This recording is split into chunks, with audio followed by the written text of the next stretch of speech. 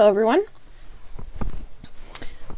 We are going to make this cute little box. Now before I forget to tell you, this is actually originally a Rhonda Wade creation.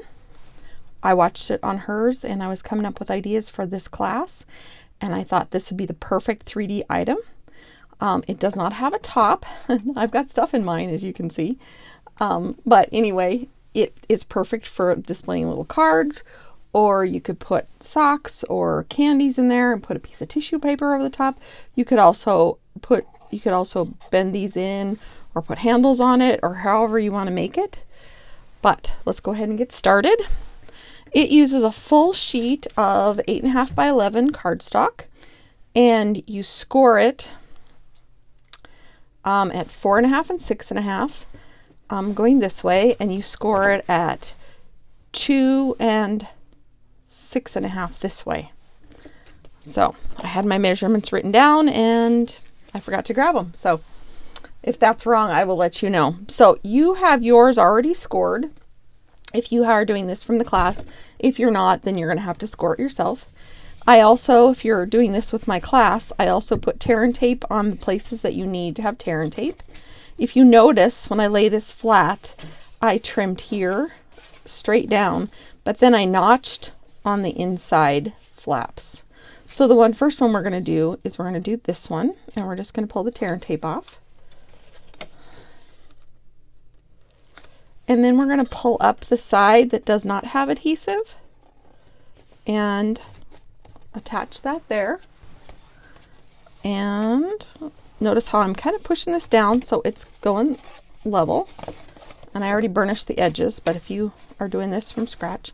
Now I'm going to peel off this tape, this tear and tape. If you don't have tear and tape, use Stamp and Seal Plus or some other strong adhesive. You can also use the Tombow glue, the runny glue. And I'm just, like I said, I'm keeping it so I can push this down so it will be, the bottom will be level.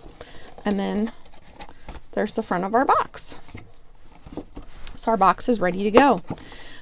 First thing we're going to do is we're going to take our little designer series paper and we're going to put the ribbon around it. And the easiest way for me, I just put a little adhesive on the back. I'm stuck. I'm going to do a little adhesive on the back, and I've got it on my finger. Typical. And it's going to be kind of in the middle, so I'm just going to kind of eyeball it on this side. Then when I turn it around, actually, I'm going to let it go there. And then I'm going to kind of line it up with some lines on my grid paper. I know you may or may not have grid paper. There you go. I just kind of lined it up and then, check to make sure it kind of works. I'm going to add more adhesive on the back here now. More adhesive under my finger than I thought.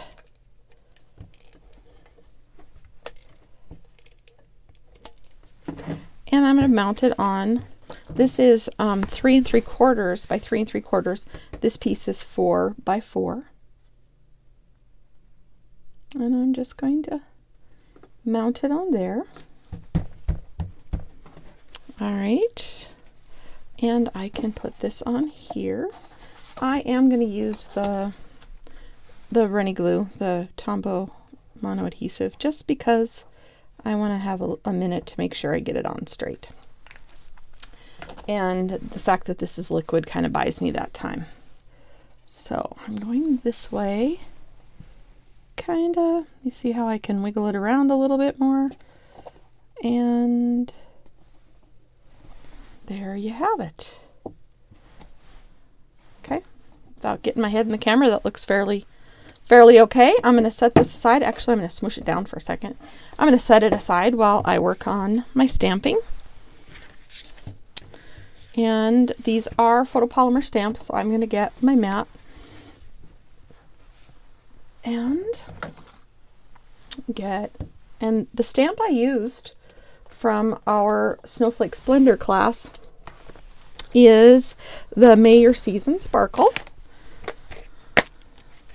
And like I said, these are photopolymer, so have a mat if you can, just to get the best impression possible. There's my stamp. I've got my block. And I'm going to use Pool Party. Actually, I should use Coastal Cabana.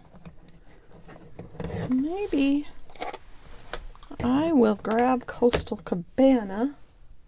Yeah, let me grab Coastal Cabana. I have to take my mic off, so it might sound kind of wonky for a second. So, let me grab Coastal Cabana. Maybe just a little darker.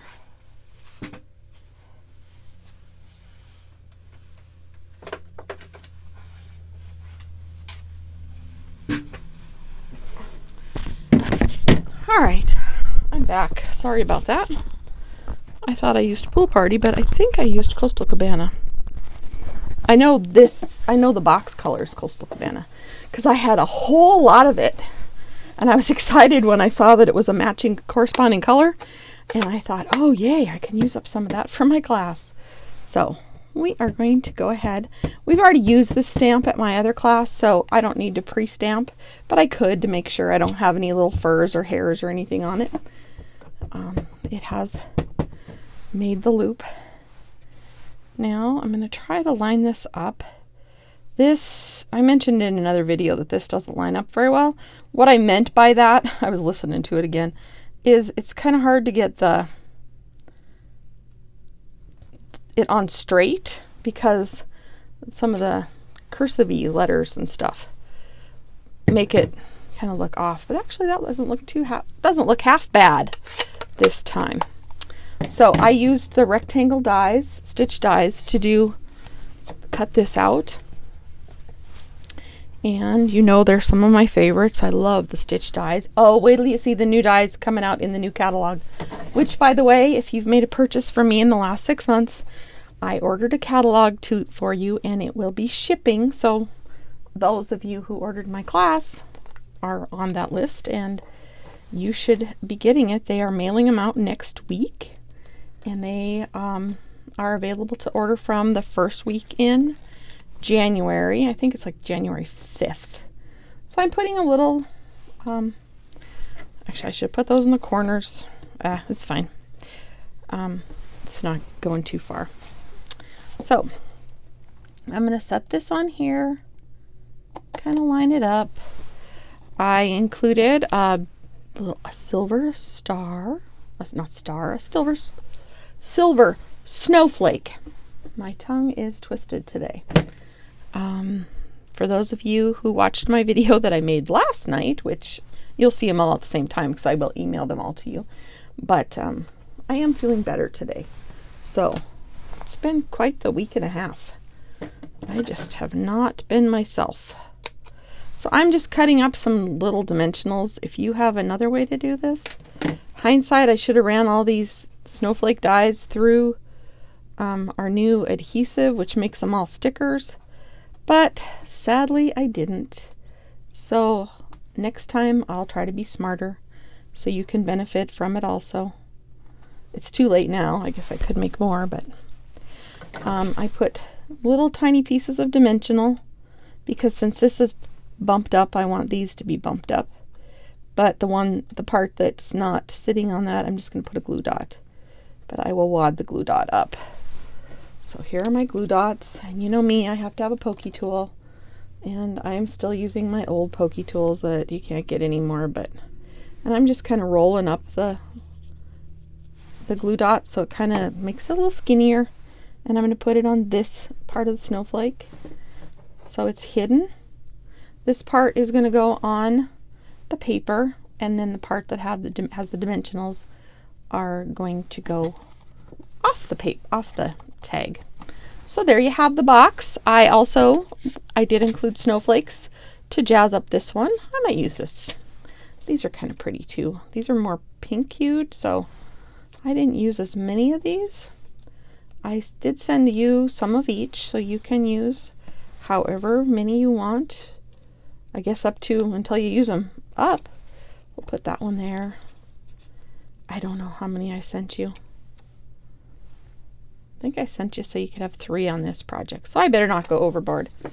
And then what I did, since it says make your season sparkle, I took the Wink of Stella and I didn't give it much juice. I just kind of went with what it had, and I went over my letters, just kind of a little bit, not exact. And